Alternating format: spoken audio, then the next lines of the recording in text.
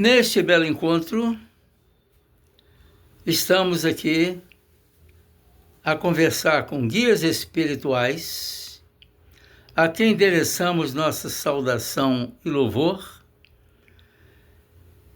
aos dirigentes espirituais como um todo, que compõem o quadro de ação espiritual online e a participação também as pessoas que deverão aqui participar. Passamos então a palavra para a dona Norma, mas antes vamos à prece inicial. Queridos guias espirituais, aqui nos encontramos com humildade, fé, vontade de ajudar, de aprender, de cooperar com a espiritualidade.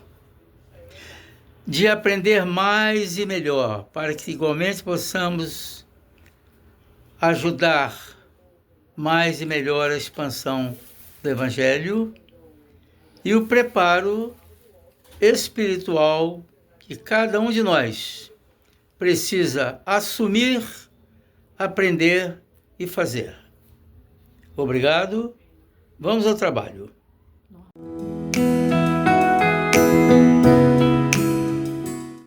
Olá, queridos irmãos. Que sejam de paz os nossos pensamentos e os nossos sentimentos. Meu nome é Norma e hoje nós vamos iniciar o nosso Evangelho no Lar do Grupo Espírita Paulo de Tarso, do Rio de Janeiro, dando continuidade ao estudo do capítulo 12 do Evangelho segundo o Espiritismo. Amai os vossos inimigos. Nós estamos no subtítulo Os Inimigos Desencarnados, certo? Vamos então à leitura do que nos diz o Evangelho. Item 5. O espírita tem ainda outros motivos de indulgência para com seus inimigos. Sabe ele, primeiro, que a maldade não é o estado permanente dos homens, que ela se deve a uma imperfeição momentânea e que, do mesmo modo que a criança se corrige dos seus defeitos, o homem mau reconhecerá um dia seus erros e se tornará bom. Então, aqui está sendo dito para nós que somos perfectíveis. Pela misericórdia do nosso Pai, Ele nos permite reencarnar para que possamos ir burilando as nossas imperfeições para caminharmos evolutivamente em direção à sua luz. Todos nós evoluiremos do átomo ao arcanjo. O tempo que isso levará de um espírito para o outro vai variar de acordo com o exercício do nosso livre-arbítrio. Porque o Pai não permite que reencarnemos para sermos maus. Não. Ele nos dá oportunidade para trabalharmos a nossa evolução. Só que alguns são mais recalcitrantes no mal. Então, demoram mais para atingir. É como aquele aluno matriculado e que não quer estudar. Aí ele vai repetindo de ano, e o outro coleguinha que começou com ele a primeira série no estudo foi aplicado, foi passando de ano e evoluiu mais rápido. É isso. Vamos dar continuidade. Sabe ainda que a morte não o livra senão da presença material de seu inimigo, mas que este pode persegui-lo com seu ódio, mesmo depois de ter deixado a terra. Que assim a vingança falha no seu objetivo e, ao contrário, tem por efeito produzir uma irritação maior que pode continuar de uma existência a outra. Então, meus irmãos, a gente vai entender que inimigo não foi à toa que Jesus falou: reconcilia-te com teu inimigo enquanto estás com ele a caminho. Entendeu? Por quê? O inimigo desencarnado, se ele souber, por exemplo, que você providenciou um envenenamento dele, na hora ele não entende, ele passou mal, desencarnou, entendeu?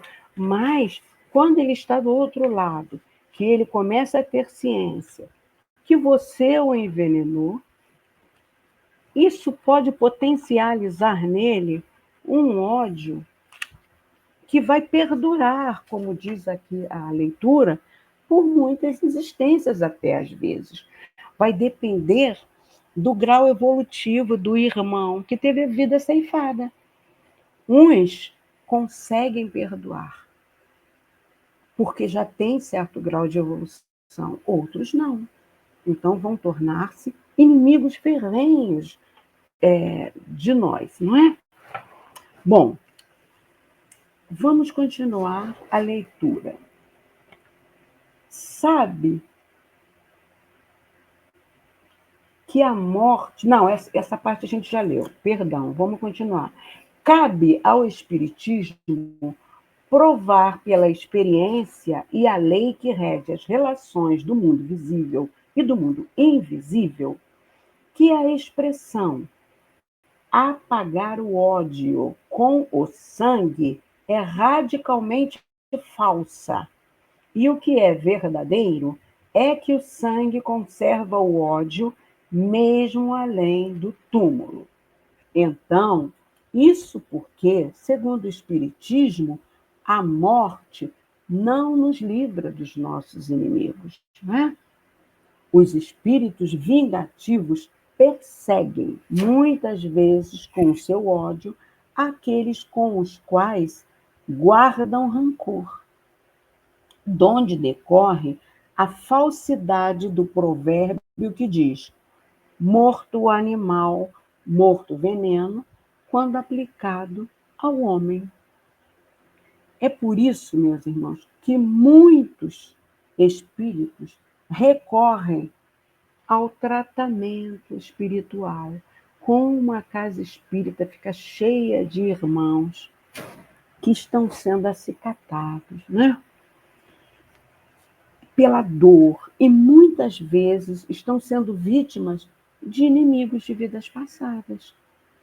Cabendo ao dialogador ou doutrinador que vai conversar com aquela entidade, quando o paciente passa pela parte do tratamento da desobsessão, ele vai argumentar com a entidade, por exemplo: meu irmão, ninguém é isento de erros.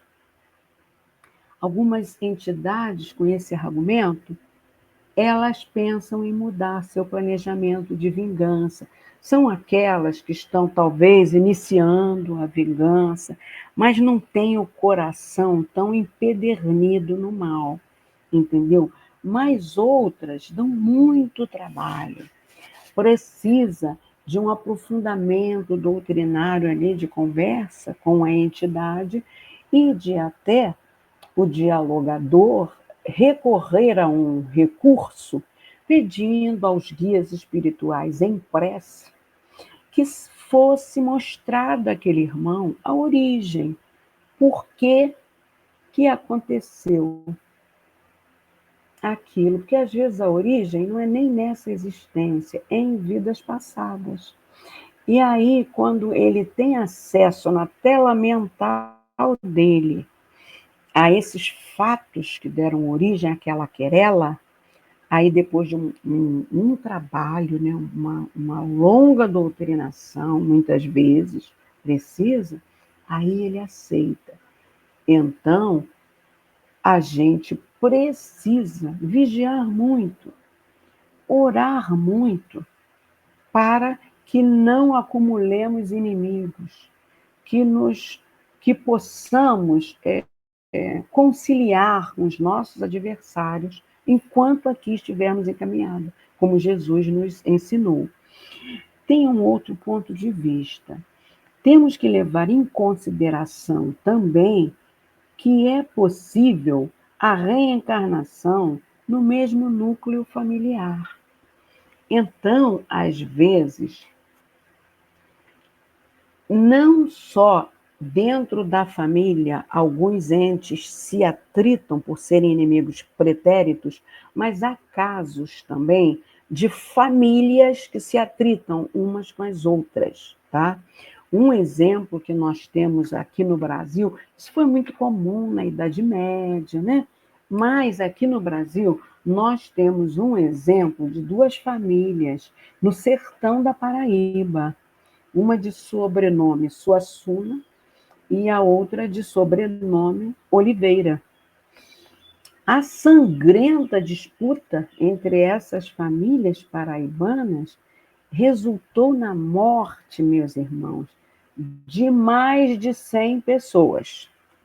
Agora imagina essas pessoas reencarnando na mesma família e o ódio se perpetuando, não é? Datada de 1920. Ninguém sabe ao certo o motivo para as famílias se odiarem tanto, mas as desavenças foram suficientes para gerar caos no sertão da Paraíba.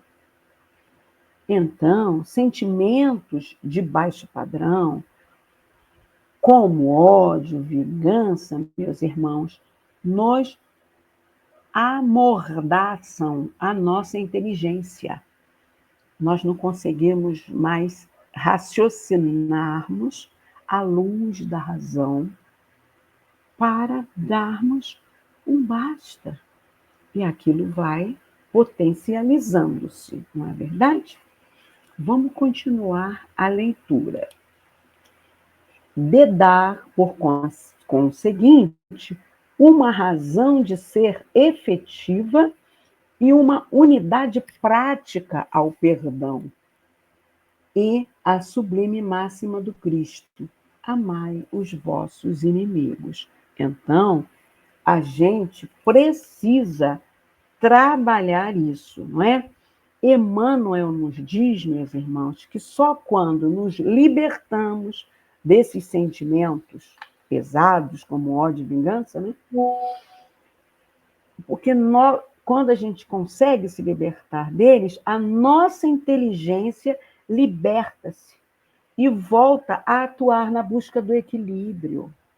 Consegue raciocinar em situações que vá trazer esse equilíbrio que nós tanto necessitamos, não é verdade? Não há coração tão perverso que não seja tocado de bons procedimentos, mesmo inconscientemente. Pelos bons procedimentos, tira-se, pelo menos, todo o pretexto de represálias. De um inimigo pode-se fazer um amigo, antes e depois da sua morte. Então, a gente vai entender, né, que a gente recebe muitas orientações de irmãos que do plano espiritual que nos mandam instruções para que a gente consiga esse despertamento. Emmanuel, no livro Fonte Viva, e no capítulo 135, Desculpa Sempre, ele diz que condenar é cristalizar as trevas, opondo barreiras ao serviço da luz. Nos problemas de crítica, não te suponhas isento dela. A gente já falou em outra oportunidade, quando a gente aponta o dedo criticando o irmão, os outros todos estão apontados para nós, que somos todos ainda perfectíveis, aprendendo para burilarmos a nossa perfeição. Aí Emmanuel continua que através da nociva complacência para consigo mesmo, não percebes quantas vezes te mostras menos simpático aos seus semelhantes. Ensina-nos a boa nova que o amor cobre a multidão dos pecados, não é verdade? Pedro falou isso. Quem perdoa, esquecendo o mal e avivando o bem, recebe do Pai Celestial, na simpatia e na cooperação do próximo, o alvará de libertação de si mesmo, habilitando-se a sublimes renovações. E a gente, se formos buscar ainda dentro da nossa querida doutrina, na questão 887 do Livro dos Espíritos, olha o que Kardec pergunta. Jesus também disse: amai mesmo os vossos inimigos. Ora, o amor aos inimigos não será contrário às nossas tendências naturais? E a inimizade não provirá de uma falta de simpatia entre os espíritos? E aí a espiritualidade vem e nos auxilia com a seguinte resposta: amar os inimigos é perdoar-lhes e lhes retribuir o mal com o bem. O que assim procede se torna superior aos seus inimigos, ao passo que abaixo deles se coloca, se procura tomar vingança, não é? Então, meus irmãos, o mestre, acima de tudo, meus irmãos, ele preocupou-se em preservar-nos contra o veneno do ódio, evitando-nos a queda em disputas inferiores, inúteis e desastrosas, quando ele nos proferiu esse ensinamento de amar os nossos inimigos. Vamos dar prosseguimento à leitura. Não há coração tão perverso que não seja tocado de bons procedimentos, mesmo inconscientemente. Pelos bons procedimentos, tira-se, pelo menos, todo pretexto de represálias. De um inimigo, pode-se fazer um amigo antes e depois da sua morte. Então, meus irmãos, Emmanuel, no livro Pão Nosso, no capítulo 137, intitulado Inimigos, ele diz assim: ama, pois, os que se mostram contrários ao teu coração, amparando-os fraternalmente com todas as possibilidades de socorro ao teu alcance, convicto de que semelhante medida te livrará do calamitoso duelo do mal contra o mal. Olha só. É isso que está acontecendo com aquelas famílias que nós exemplificamos antes, entendeu? Aí, para esse exemplo daqueles que conseguem perdoar e acaba ainda nessa existência, o inimigo torna-se amigo, a gente lembrou aqui da situação de uns artistas maravilhosos, cantores, tenores, que era um trio. E fizeram muito sucesso, né? 3 tenores em concert eles tinham. Em determinado período da carreira, 2 deles se desentenderam. e ficaram sem se falar, entendeu?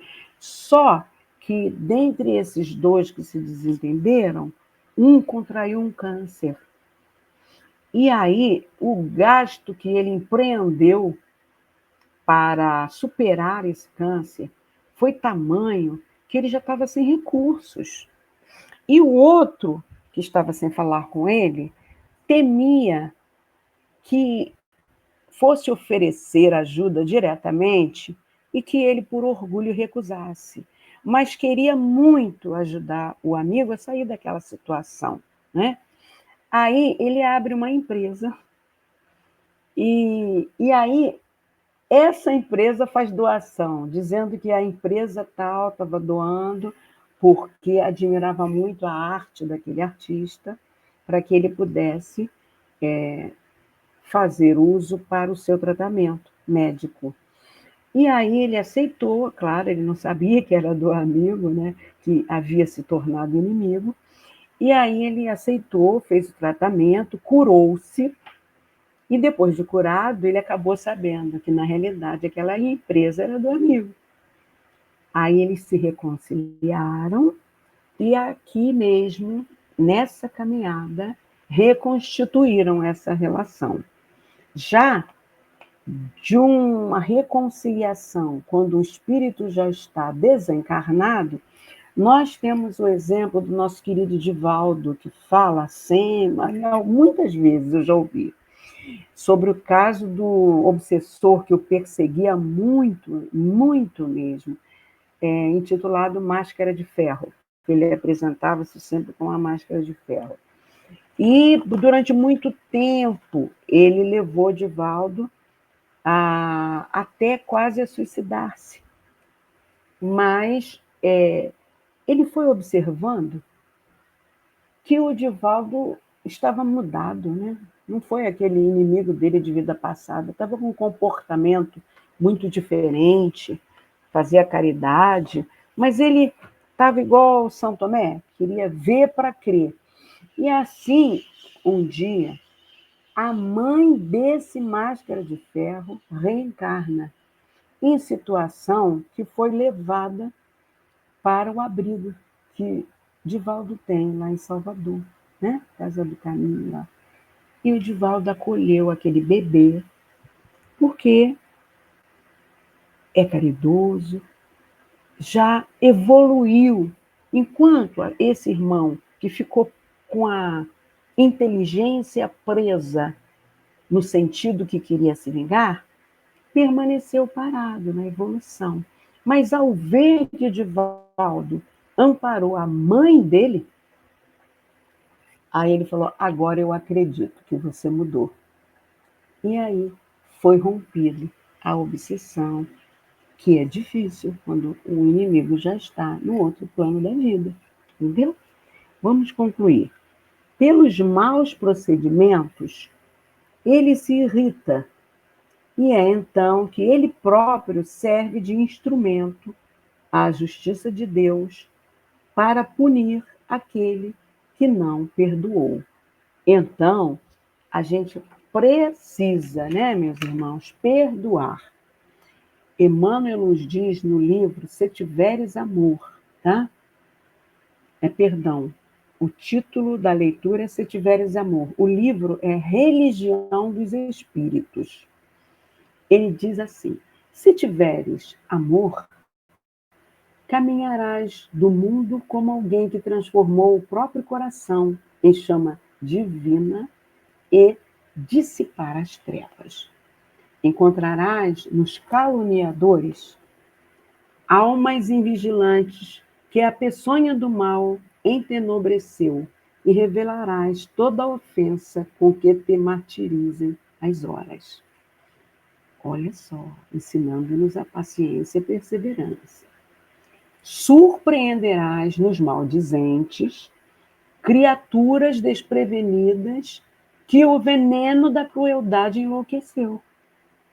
E desculparás toda injúria com que te deprimem as esperanças.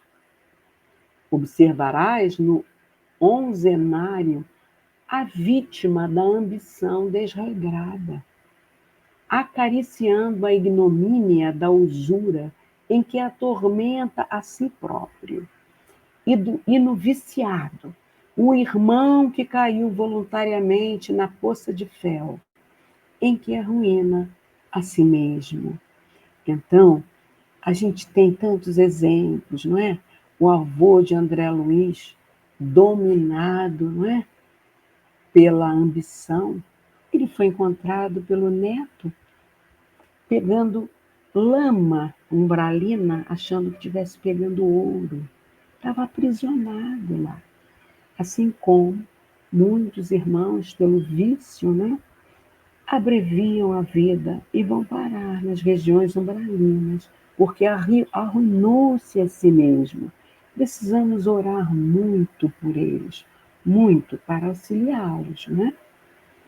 Reconhecerás, diz Emmanuel, a ignorância em toda manifestação contrária à justiça, e descobrirás a miséria por fruto dessa mesma ignorância em toda parte, onde o sofrimento plasma o cárcere da delinquência, o deserto do desespero, o inferno da revolta ou o pântano da preguiça, né?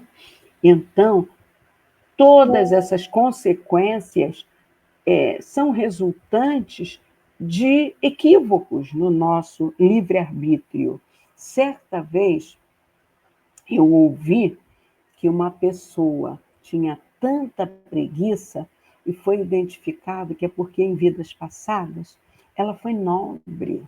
Aí tinha todo um arcabouço de empregados para pegar a roupa, ajudá-la a vestir-se, faziam tudo por ela. E ela reencarna pobre, pobre sem eira nem beira. E mesmo assim, ela está naquela inércia. Ela está naquela inércia porque precisa aprender a vencer a preguiça, né? Se tiveres amor, saberás assim cultivar o bem a cada instante, para vencer o mal a cada hora. E perceberás então, como o Cristo fustigado na cruz, que os teus mais acirrados perseguidores são apenas crianças de curto entendimento e de sensibilidade enfermiça, que é preciso compreender e ajudar, perdoar e servir sempre, para que a glória do amor puro, ainda mesmo nos suplícios da morte, nos erga o espírito imperecível à bênção da vida eterna. Bela página de Emmanuel, né, meus irmãos? E para finalizar, nós vamos ler uma passagem do livro Vivendo o Evangelho, volume 1, psicografia de Antônio Baduy Filho, pelo espírito de André Luiz, que vai reforçar tudo isso, não é? Então, ele está intitulado como Diante do Inimigo, tá? É a lição 143. Diante do inimigo, mantenha a paz e haja com sensatez, como a gente acabou de ler, né? Com Emmanuel nos ajudando. O inimigo usa o ataque. Não agrida. Haja com firmeza, mas não agredindo. Entendeu? O inimigo usa a inveja. Não condene. Haja com o trabalho. É o exemplo daquela irmã que, mesmo sobrecarregada, que as pessoas, quando souberam que ela ia fazer um concurso, a sobrecarregaram de trabalho por inveja, mas ela perseverou, trabalhou, estudou e chegou lá, conquistou, né? O inimigo usa mentira.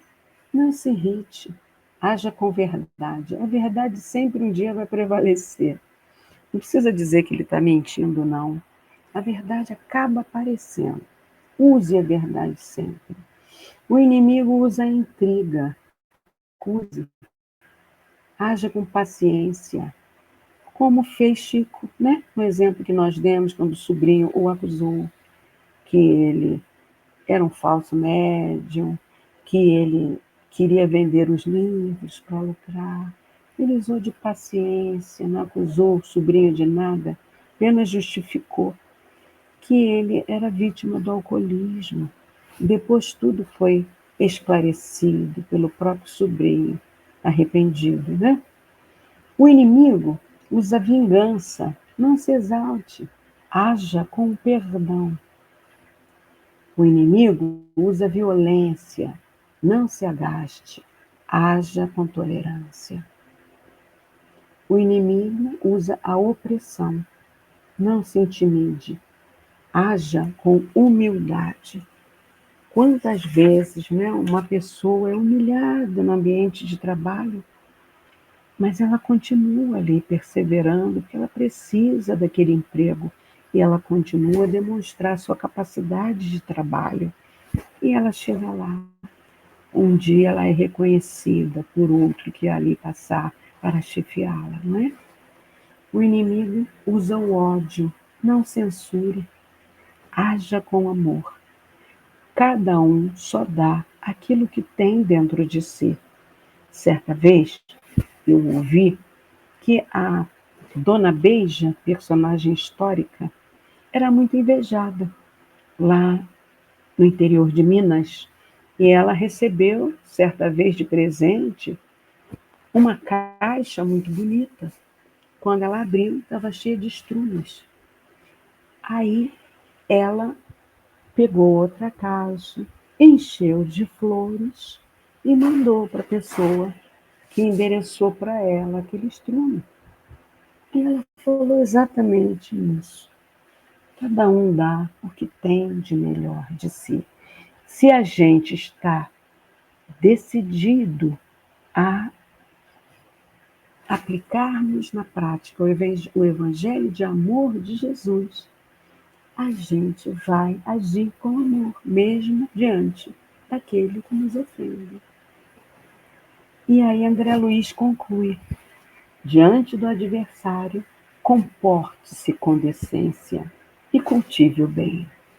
Jesus recomendou não revidar as agressões do inimigo, mas em nenhum momento afirmou que se deve ficar de braços cruzados. Não, né?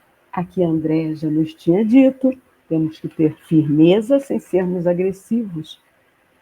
Temos que agir com paciência, com amor, por aqueles que ainda não têm esse amor para dar, mas que um dia chegarão lá. Afinal, é para isso que o Pai nos deu a graça da reencarnação. Foi esse o nosso entendimento, a nossa reflexão de hoje, meus irmãos. Muita paz para todos vocês. E agora, passo a palavra para o nosso querido senhor Hernandes para a fluidificação da água. Vamos agora cuidar da fluidificação da água. O que significa isso? Nós estamos cuidando aqui com a energia cósmica, a energia curativa. A vida é formada de energia. Então, no culto do Evangelho, nós estamos condensando essa energia, direcionando-a aqui para a água. E isso depois que nós sorvermos a água, essa energia estará fortalecendo. Nós podemos, inclusive, dizer aqui para várias pessoas que tiverem os males tais, que essa água receba essas energias curativas relativas àqueles que vão dela fazer uso. Assim posto, pedimos aqui a espiritualidade que projetemos nestas águas a energia cósmica curativa. A água absorve e depois aqueles que dela vierem fazer uso serão altamente beneficiados. Isso é um remédio salutar. Mas é necessário também acrescentar aqui a fé. Essa fé não está escrita. Se nós não tivermos fé, nada disso aqui tem validade. Que assim seja, graças a Deus.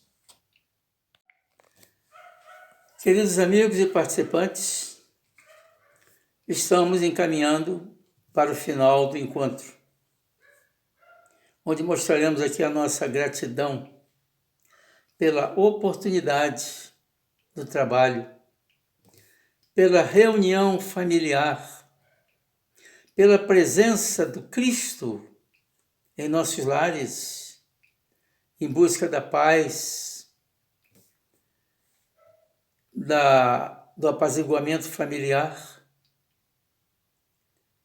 E vamos juntos dizer o Pai Nosso. Esse Pai Nosso pode ser mental ou falado. Vamos falar, coisa que nós não fazemos há muito tempo. Pai nosso que estás no céu, santificado seja o vosso nome. Venha a nós o vosso reino. Seja feita a vossa vontade, assim na terra como nos céus. O pão nosso de cada dia nos dai hoje. Perdoai as nossas ofensas, assim como nós perdoamos a quem nos tem ofendido. E não nos deixeis cair em tentação, mas livrai-nos do mal, e que assim seja. Lembremos sempre de que temos que chegar aqui, o coração pode chegar meio pesado, mas a saída tem que ser leve. Perdão para tudo, perdão a todos. Gratidão e louvor a Deus. Muito obrigado pela participação de todos. Que assim seja.